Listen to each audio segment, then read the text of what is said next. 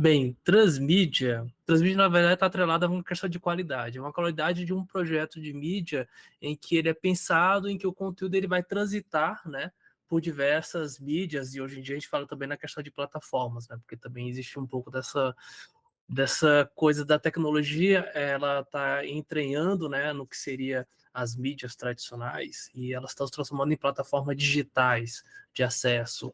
Então, transmídia seria isso, seria uma qualidade de um projeto midiático.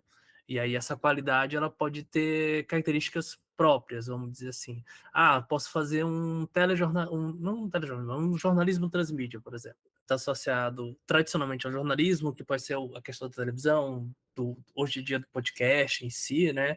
Ou ligado à internet e integrá-los, né? De uma forma que seja uma temática de uma pauta, ela vai ser desdobrada por diversas frentes, né? E aí vai ter também a questão do desdobramento, que é o que foi mais conhecido, né?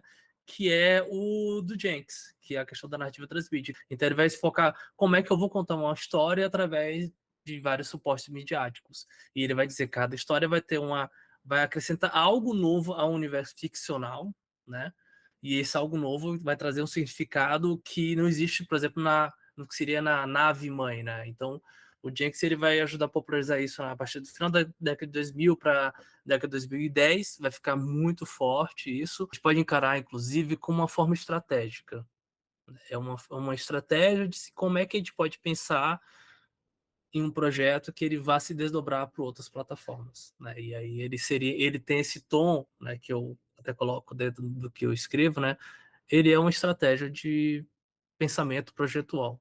O termo acabou se desgastando porque ele foi adotado de uma forma não tão crítica, ou seja, o pessoal começou a associar transmídia com qualquer coisa, da mesma forma como está acontecendo com a inteligência artificial, entre aspas, né, que o pessoal está colocando a inteligência artificial em qualquer lugar. Tipo, é um plus a mais, então o Transmídia ele era encarado com esse plus a mais, mas eles não tinham uma discussão crítica e um pouco prática, porque se falava, vamos fazer Transmídia, mas o problema é que para fazer Transmídia requer uma dedicação de um projeto maior do que um projeto qualquer. A localização geográfica ela vai ter aspectos produtivos, né, que vão tornar distinto, né, porque quando a gente pensa na narrativa transmídia através do Jenks, ele está citando muito uma narrativa transmídia dentro do contexto mainstream, ele vai pegar muito projetos, Matrix, Star Wars, então aqui no Brasil ele vai acabar se desdobrando muito através da Globo, que a Globo ela vai abraçar inicialmente no final da 2000 para 2010, e ela vai tentar desdobrar isso até ela compreender no aspecto dela, tá, financeiramente talvez seja mais no sentido de presença de espaço, a gente tem que migrar para o VOD, né? Então acabou acontecendo um pouco desse caminho. Inclusive a questão de como é que os projetos audiovisuais são financiados aqui no Brasil, né? Com a questão do fomento através do poder público, né? Com o fundo tutorial da Ancine, e que pouco desses projetos acabaram sendo desenvolvidos através de fomento das mídias, como aconteceu um pouco aqui na Especine, ou como acontece em Cataguases, né? Com a zona da mata, que tem lá o núcleo audiovisual deles, né? O exemplo que talvez seja interessante no sentido de conciliação comercial e conciliamento criativo, de expansão, é a questão do Japão, né? Que tem a questão que lá eles já chamam de media mix, que é a replicação dessa propriedade intelectual ao máximo, né? Como fosse uma campanha quase, entre aspas, de marketing, mas ele tem abertura com o público, né? Os realizadores dialogam com o público, eles têm os eventos com o público, eles têm as questões, claro, tem a questão do cosplay, assim por diante, que isso foi construído com um tempo, na verdade, de relacionamento, né? Como é que a gente pode pensar num tipo de pensamento projetual que a gente consiga colocar para os alunos e que eles formulem uma ideia, né? Então a gente pensou mais ou menos nessas 3 etapas.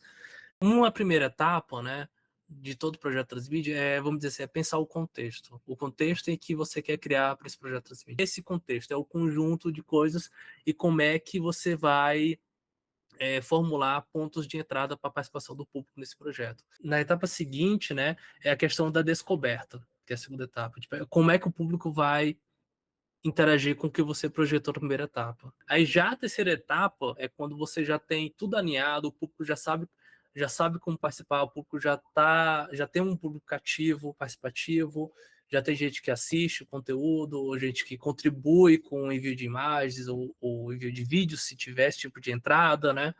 E aí você basicamente vai criar um espaço de cocriação mais amplo. E aí o projeto ele pode crescer à vontade. Na verdade, eu vejo a Transmídia como uma salvação para o cinema, porque o cinema ele é muito focado em sala de cinema. Assim, eu vejo como uma certa saída. Eu acho que os filmes eles poderiam tentar voltar a explorar na medida do possível, não apenas com questão de campanha de marketing para TikTok, para Twitter e assim por diante. Fazer um pouco, tipo assim, o que eu citei na minha pesquisa, né? O famoso Desde a Morte, Melhores Coisas do Mundo, Desenrola, que são filmes que aconteceram entre 2009 e 2010, né?